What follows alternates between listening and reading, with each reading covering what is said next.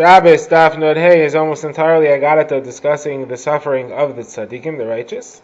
The first part of the Daf discusses cases in which tzaddikim are held responsible for the averos of the wicked because they didn't protest and therefore they are held guilty for them. The next part will discuss whether tzaddikim need to die because that is the way of the world, or if a tzaddik has died, it must be because of his own averos. And then the third part will discuss places in which the Torah seemingly says that tzaddikim did great averos, and the Gemara will show that they did not do them, and it was merely a euphemism for other things. Gemara has just described the fact that even righteous people can be held responsible for the sins of the wicked if they were in the position to do something about it, if they were in the position to protest or to teach them or to convince or influence the wicked to leave their wickedness behind, and they did not do so.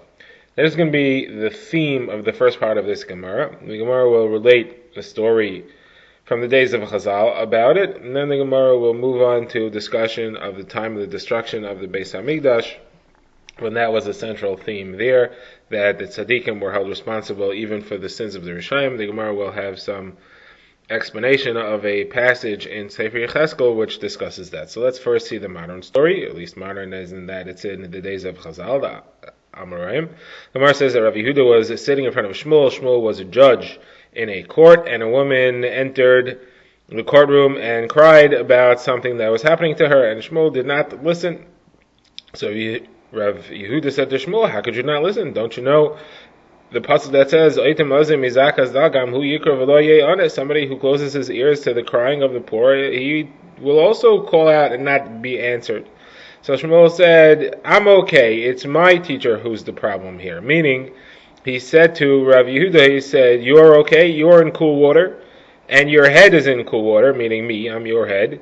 But your head's head, that's my head, the one who's in charge of me, he's in hot water. That's my Rukva. My Rukva was the one responsible for the court. He was in charge, and it was his responsibility to do something about it. I'm not in a position to do anything about it. Shmuel then explained the reference to cool water and hot water from a pasuk in Yirmiyah that says as follows, Beis David, listen house of David, Kaimar Hashem, Dinu LaBeker Mishpat, execute judgment in the morning, Va'atzilu Gazam Yadayshik, and rescue the rod from the oppressor. Pantetzi Ka'esh Chamasi, lest my anger go forth like fire, Ubarave and Bechab, and it'll burn, and there'll be none to put it out from the Raya Ma'aleim because of your evil doing. So you see, hot water is heat, is the reference to the people who make this mistake of not protesting against the wicked. Okay, now the Gemara goes to Chazal. The Gemara says that Rav Zeira once said to Rav Simon, you should tell off the people of the Reish Galusa, the governor in charge of the Jewish community. They were not necessarily holy people. He said, you should tell them off for what they're doing wrong. So Rav Simon said, they're probably not going to listen to me. They don't listen to me anyway when I say something to them. So Rav Zeira said, even if they're not going to listen to you, you should say something about it anyway. You don't know for sure. They're not going to listen to you, and they may. And even if it turns out that they don't, it's still the right thing for you to do. And now he explains why, based on a discussion of Rav Acha ben Rav Chanina, who talked about the time of the destruction of the Beis Hamikdash, quoting a nevuah of the Navi Yecheskel. Yecheskel was already outside Eretz Yisrael at the time of the Churban, and he saw a nevuah of a group of destructive angels passing through Yerushalayim and destroying the city then. So Rav Acha said as follows, a good decree was never issued by HaKadosh Baruch Hu, by Hashem, and retracted. Obviously Hashem doesn't retract, but the manner of the formulation of the decree was that there was a good version and then it was, as it were, replaced with a bad version, that there was some discussion for both. So there was one exception. There was one time in which Hashem issued a positive decree, a good decree, and it was replaced with a bad decree. He replaced it.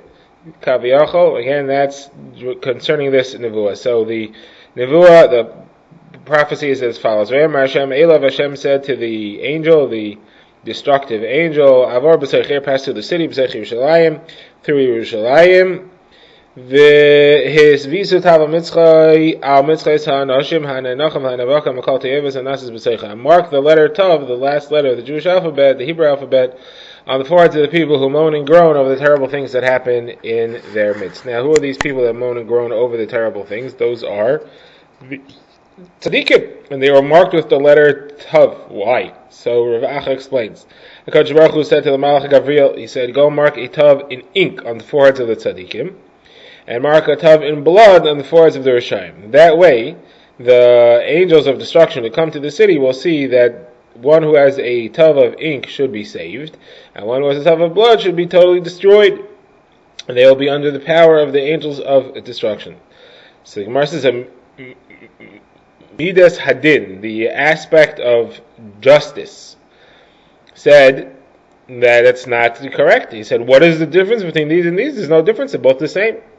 So Hashem says back, what do you mean? These are tzaddikim gemurim, these are complete tzaddikim with no averas, and these are complete rishayim with nothing to speak on their behalf. They're total rishayim, they're exact opposites. How can you say they're both the same? So the Gemara says that the Midas Hadin said back and said, no, they're both the same. Because these tzaddikim of yours could have done something about it. They could have been makarev, they could have influenced, they could have protested against the wicked and had them change their ways, and they didn't do anything about it, so they're just as responsible. There's no difference. So Hashem says back, he says, but I am fully aware that no matter what they would have done, they would not have been able to influence them in the slightest. They could not have changed a thing. So the Midas Hadin said, you know that, but they didn't know that, and therefore they had no excuse for not trying to change the ways of the wicked. And they are responsible just as much as the wicked are. And the Gemara even goes further and says that actually the tzaddikim were punished first. The Gemara shows the psukim in the Nevuah which describe it. It says Zachin. It says that the Hashem told these malachim chavala, these destructive angels, Zachin bachar besula tafanashim tahargu lemashchis. You should completely destroy and kill the old men, the young men, the girls, children, and the women. But do not touch anybody who has the tav on his forehead. And then right afterwards, that was the good decree to save the tzaddikim. Then afterwards, Hashem changed kaviyachal, as it were, and he said, "Umi mikdoshi tochelo." Actually, start from the tzaddikim. Then it says, He started before the elders in the Beis Hamikdash, refers to the Sanhedrin, the greatest tzaddikim of the generations. They were the first to go. Rivasu says, how do you know? It doesn't. When it says Mikdoshi, it doesn't just mean Mikdoshi. You should read it Mikudoshai, my holy ones. Those are the people who kept the entire Torah from Aleph to Taf, every single thing. Okay. Now the Gemara goes further discussing this new from Sefer Yecheskel. So then it says, "V'hinei shisha anashim bo'im miderech sha'ar aliyah," and 6 men came into the upper gate. Mif asher mafne tzafayna, the gate faces northward. V'ish kli ma potzei biyadei, each man, these weren't real men, each man was carrying a destructive weapon. V'ish achad b'seicham lovish b'adam, was one among them who was dressed in linen.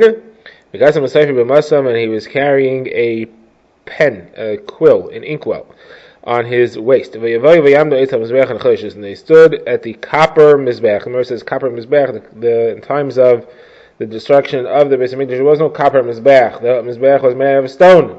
The Gemara says, yeah, but the Levium who stood next to the mizbech and sang shira played on copper musical instruments, and that's why we're calling it copper mizbech, because even those Levium were guilty, even though they were tzaddikim, they were sentenced to destruction.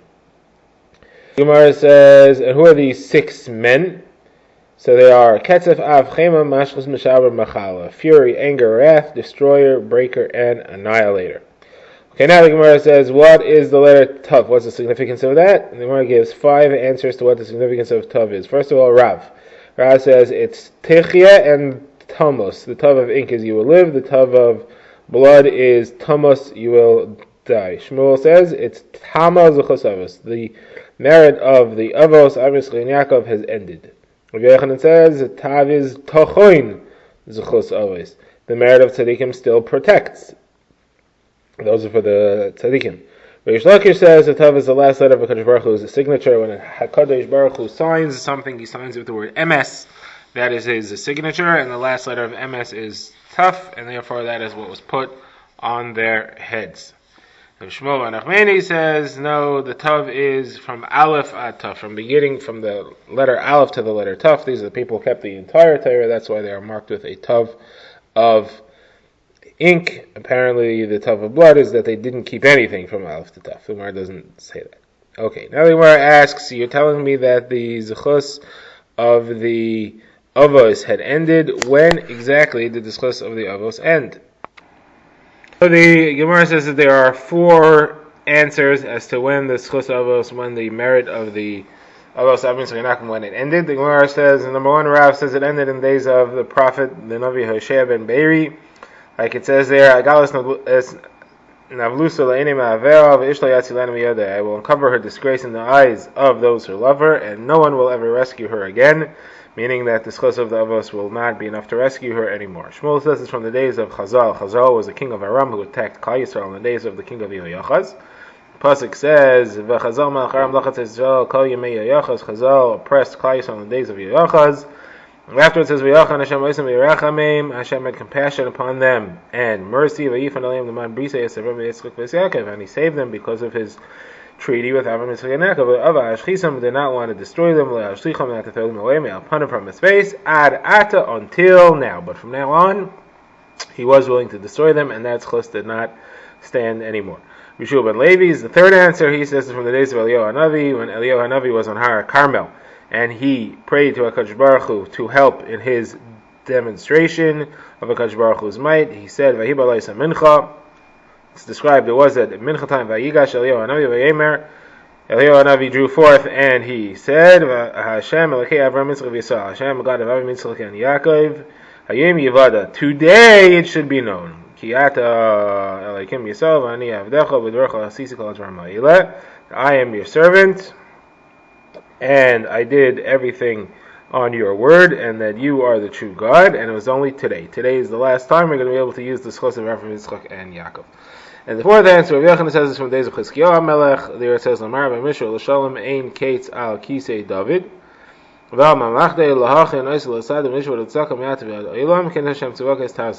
the increase of sovereignty of endless peace upon the throne of David, and upon his kingdom to establish it and uphold it with righteousness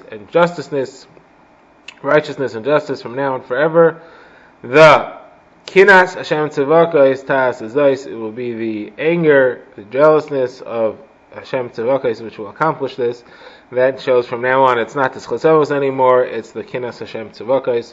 Zechus Avos is no longer a factor. The Gemara now turns to a similar related subject. We had been discussing the death and the punishment of the tzaddikim. Now the Gemara wants to know if it is possible for somebody to be a complete tzaddik and not be deserving of any suffering or death, but he will die anyway just because people have to die. So Rav Ami says no, there's no such thing. Rav Ami says the only people who suffer or die are people who did sins. Somebody who does no sins or no averus will not suffer anything, and he will not be condemned to death. So Gemara brings 1 proof to Rav Ami and 2 questions against him, and the Gemara concludes that what he said is wrong. So the proof is as follows. The pasuk says, "Hanefesh hachaytes hi tamus." The soul that sins, that is the one that shall die. La yisa ba'avan ha'avi, will not be punished for the sins of his father. Av la yisa ba'avan haben, a father will not be held responsible for the sins of his son.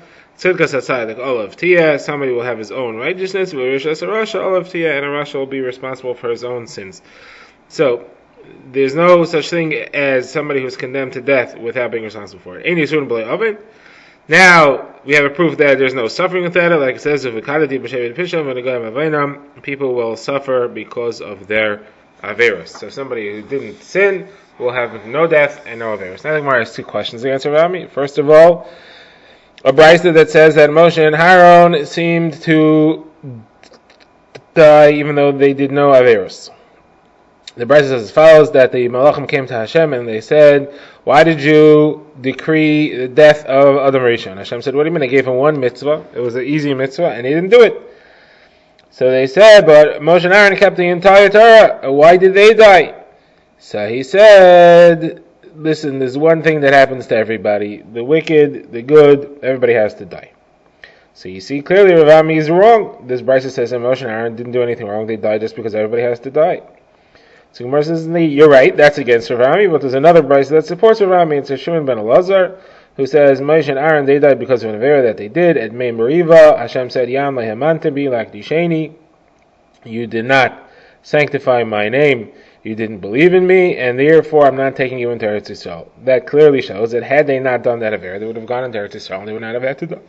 So Shimon ben Elazar clearly says Moshe and Aaron died because of their averas. Okay, now the Gemara has another kasha on Rav Ami, and this one stands.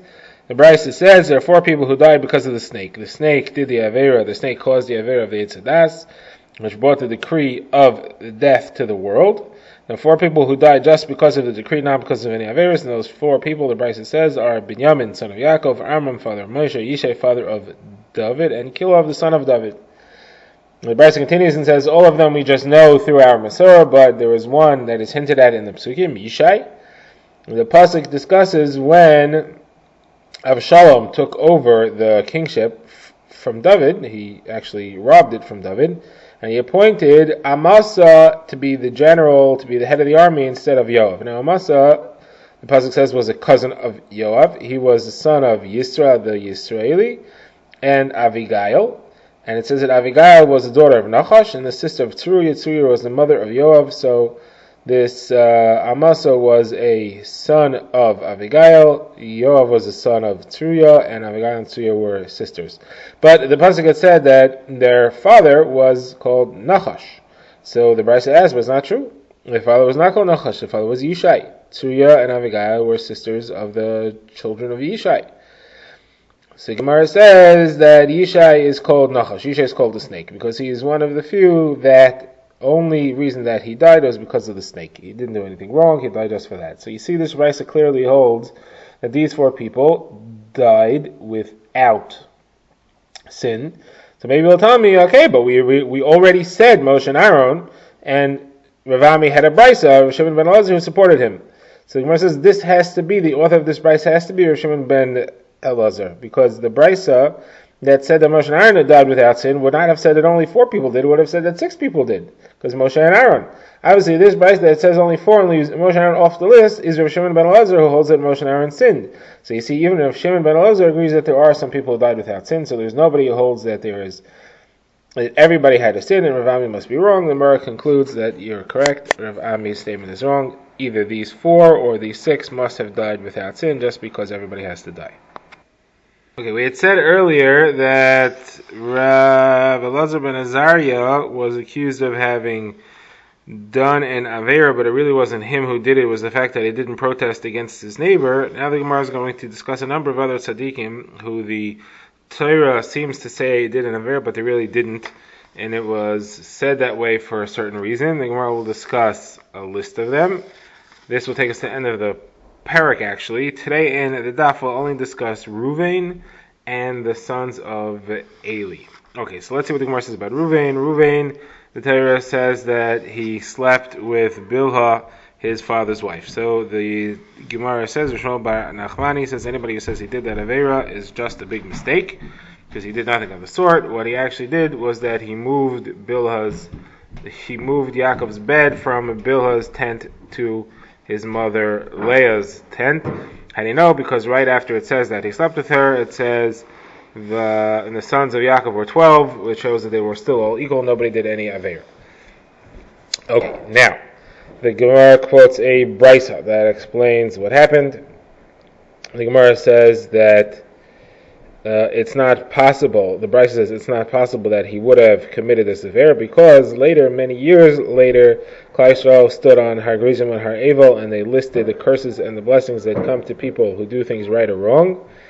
And the curse that corresponds to Shevet Ruvain, which they said was somebody who lies with his father's wife. So you can't be that his children would say that if Reuven himself had committed that Avera. We would not embarrass them like that. So therefore it did not commit any Avera. Now, what actually happened is that after Rachel had died, Yaakov moved his bed from Rachel's tent to Bilhah's tent. Reuven was upset. He said, Leah, my mother, has to play second fiddle to Rachel. She doesn't have to play second fiddle to Rachel's maidservant of Bilhah. And he went and he moved Yaakov's bed from Bilhah's tent to Leah's tent. And by disturbing Yaakov's arrangement, that's considered to be this grievous sin of having slept with Yaakov's wife. Yeah, the Gemara says it's not just that he mixed up Yaakov's bed, he actually moved the Shechina, because what Yaakov used to do was that he put a bed out for the Shechina in all of the tents of his 4 wives, and whichever one he saw the Shechina in, that's the one he went to. But Reuven moved that also. Okay, now the Gemara has a machlokes on whether or not he actually did an avera. There'll be 2 he said he did, and 2 he said he didn't. Even the 2 said he didn't agree that he was tempted to. And it comes from the pasuk which says, Pachaz kamayim al toisar. It's when Yaakov gave a bracha to Reuven, just before he died, so he used the word pachaz. Pachaz means he rushed, and therefore you couldn't be the leader anymore. So what does the word pachaz mean? So the Gemara has 5 different drushes as to what it's an acronym for. Rabbi Eliezer says pachaz, pei is for pazta, chavta, zalta. You were hasty, you became guilty, and you were a disgrace. That seems to imply that he did do the avera. Rabbi Yeshua says that it stands for Pei is pasata, you trampled, chatasa, ches is chatasa, you sinned, zayin zanisa, you did zinus. Those 2 hold that he did do that there. Rabbi Gamliel says he did not. Pei is pilalta, you prayed, chalta, you begged, zarcha, and your prayer shone. So that shows that he prayed not to be tripped up by the sin, and he was saved from it. Rabbi Gamliel says, 1 second, how do you know? Maybe he prayed for forgiveness afterwards. So Rabbi Elazar Hamadai says you have a 4th drasha, you actually say them in reverse. It's not pachaz, you do zayin, ches, pei. Zayin is yazata, you trembled. Ches is like hey, which is hirtata, you drew back. And pei is parach hachet mincha, the sin flew away from you, and therefore this all happened before the avera, and you made sure to be saved from the avera. Now, and Amira adds pachaz in reverse again. Zayin zocharta oinchin shadavar. You remembered the punishment. Chalisa atzma chaligadol. You became sick because of your struggle with the Yetzer Hara. Perashtem achta, and you drew back and did not do this avera. Okay, now the Gemara gives a mnemonic for all the people we're going to discuss here: Ruvain, Bnei Eli, Bnei Shmuel, David, Shlomo, and Yehosh. Now the Gemara turns to Bnei Eli, the sons of the Kohen Gadol Eli, and their names are Chafni and Pinchas. Gemara now discusses the supposed sin of the 2 sons of Eli Kohen, who was the Kohen in the Mishkan in Eretz Yisrael. The 2 sons were named Chafni and Pinchas, and their supposed sin was that they committed znus with the women who came to bring a karbanos for whatever reason it was, particularly after giving birth or becoming not a zava. So the pasuk seems to say that they did that avera. So the Gemara has a machlokes here between what happened exactly. Rabbi Shmuel bar Nachmani says the name of Rabbi Yosef, neither of them did the avera. Rav says only Chafni did, Pinchas did not. So the Gemara first says, how does Rabbi Yosef know neither of them did? So the Gemara says, well, Rav says that it was that Pinchas for sure did not, and Rabbi Yosef says that Chafni is compared to Pinchas because it says extra phrase. Shnei b'nei Eli, Chafni u'Pinchas, Kohanim l'Hashem. They are both priests to Hashem, Kohanim to Hashem.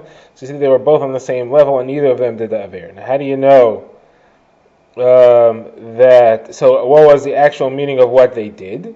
So, what actually happened was that they delayed the karbanos that the women brought. They threw obstacles in the way because they wanted them to give extra meat, whatever it was. And by delaying the women, they didn't get to go home to their husbands 1 night earlier, and therefore they weren't with their husbands 1 night more, and that's considered like adultery on the part of Chafni and Pinchas. So there was something that they did wrong, but it wasn't as severe as znus, which is what the Torah says. Okay, now, how do we know that Pinchas didn't do an avera that everybody agrees to? So Gemara says because Pinchas' descendant, Achia, is listed under Pinchas' name, because it says, V'achia ben Achita v'achia achi Yichavod ben Pinchas ben Eli HaKohen. So Achia is harkened back to Pinchas, and it says that he was wearing the ephod. Now we know that you will not give credit to a forefather who did the avera of znus, because anybody who does the avera of znus will lose the merit of his children, like the pasuk says. Hashem will cut off anybody who does this avera, erev v'oina, Me'ole Yaakov. He will lose his heir, he will lose his descendants who are Tamid Chamim and are alert. He will lose his Oine Tamid Chamim who can answer questions. He will lose them, and they will not be Magish Mincha Hashem Tzavakis if they're Kahanim. They won't bring the carbon Mincha. This is what a person will lose if he commits adultery. Since Achia is listed as a descendant of Pinchas, it couldn't be that Pinchas did any avera of adultery. Now the Gemara has some questions here, but hold on a second. But it says that Eli came to talk to his sons after he heard about what averas they were doing, and he said that he heard Asher Yishkavun, that they were sleeping with the women. So Yishkavun is plural, it refers to both of them. So the Gemara says, no, read it Yishkavein. There's no Vav, read it Yishkavein, singular, him. It wasn't Pinchas. And then the Gemara says, but it says that Eli said to Bonoi, he said, Al Bonoi, my children, plural, do not do this. So the Gemara says, read it Bonai, my son, singular. Pinchas didn't do it. This is all in Rav's opinion that Pinchas didn't, but Chafni was guilty. So the Gemara says, but then it says Ma'avirim, but they are causing the people, plural, Ma'avirim is plural, are causing the people to do Averos. So the Gemara says, so read it Ma'aviram, he is. Now Rashi and the Tosfos take out this entire exchange here about the Ma'avirim and the Ma'aviram.